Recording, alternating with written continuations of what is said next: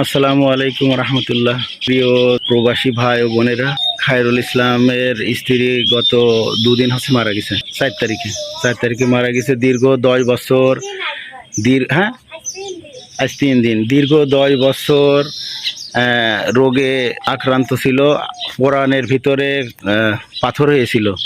অনেক চেষ্টা করার পরেও সুস্থ হয়নি। পরে আজ 3 দিন হচ্ছে মারা গেছে। এই যে তার বাড়ির অবস্থা খুব একটা ভালো না।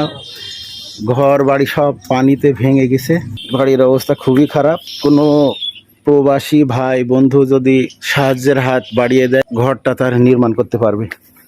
দেখেন এদিকে সমস্ত ঘর বাড়ি সব ভেঙে গেছে। তার সর্বোচ্চ দিয়ে চেষ্টা করেছে, তারপরেও সে বাঁচাতে পারেনি। দেখেন বাড়ির অবস্থা, ঘরের অবস্থা। অর্থ সম্পদ বলতে তার কিছু নেই। আর আপনাদেরকে যদি দেখায়, দেখেন ঘরের ভিতরের অংশ, এটা কিছুই নেই ঘরে।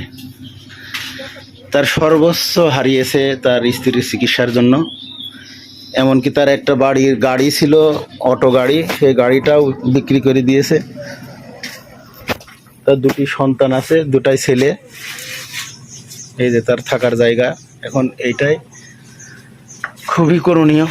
ঘরের পিছনটা সবই ভেঙে গেছে। এদিকে কোনো প্রবাসী ভাই বোন যদি সাহায্যের হাত বাড়িয়ে দিতে পারেন, এই পরিবারটা আবার খাড়া হয়ে দাঁড়াতে পারবে। তার থাকার জায়গাটুকু আর নেই। এদিকে দেখেন বাড়ির সামনের অবস্থা।